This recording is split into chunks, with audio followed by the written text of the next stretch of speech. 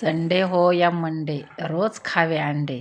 पण पण गावरान कोंबड्याचे बरं का, बॉयलरचे नाही. पण आता काय करणार, सगळीकडे अगदी बॉयलरच आहे. गावरान क्वचितच मिळतात.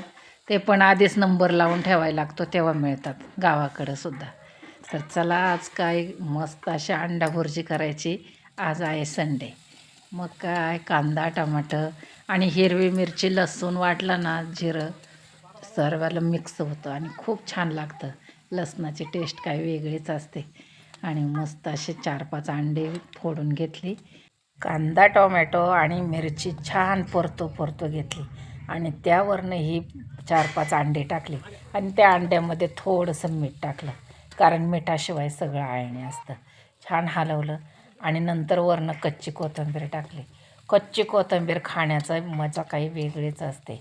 शिजल्यापेक्षा कोथिंबीर नंतर टाकली ना, ती खूप छान लागते.